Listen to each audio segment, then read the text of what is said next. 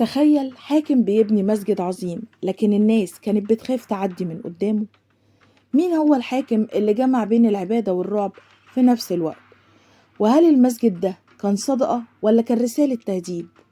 بس قبل ما نبدأ الحكاية ما يحلى الكلام إلا بذكر النبي عليه أفضل الصلاة والسلام، وما تنسونيش في اللايك والشير والسبسكرايب. ويلا بينا نبدأ الحكاية. سنة 990 ميلادي الحاكم بأمر الله اتولى الحكم وهو صغير. في البداية محدش كان متوقع ايه اللي هيحصل، لكن مع الوقت قرارات غريبة بدأت تظهر. منع أكل الملوخية، منع خروج الستات بالليل، أوامر متقلبة فجأة، والناس بدأت تهمس: هو ده حاكم عادل ولا شخص تصرفاته غير متوقعة؟ وهل بيحكم بعدل ولا بيحكم بمزاجه؟ الغموض زاد والخوف بدأ ينتشر. وسط الجو ده بدأ بناء مسجد ضخم في القاهرة.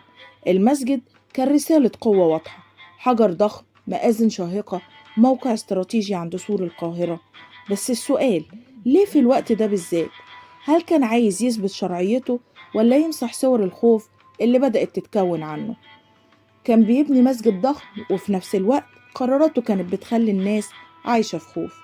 وده بيخلينا نسأل السؤال الصادم: هل كان بيقرب لربنا ولا كان بيحاول يثبت سلطة مرعبة؟ الأغرب من ده كله إن بعد فترة ظهرت أفكار بتقول إن الحاكم مش مجرد حاكم لكن شخصية مقدسة.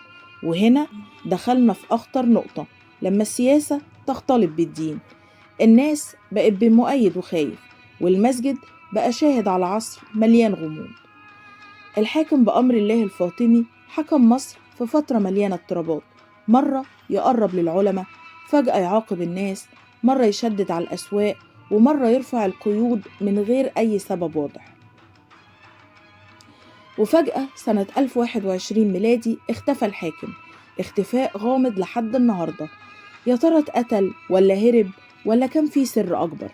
لا كان في جثة ولا إعلان رسمي ولا تفسير مقنع.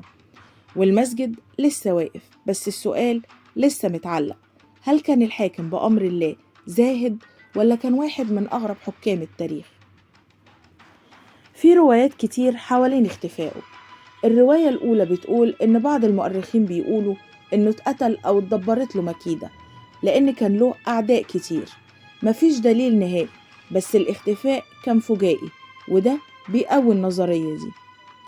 أما الرواية التانية بتقول إنه يمكن قرر يختفي من نفسه بعد حكم مليان صراعات، ولو النظرية دي صحيحة شخصيته تبقى رجل خفي وراء الظل.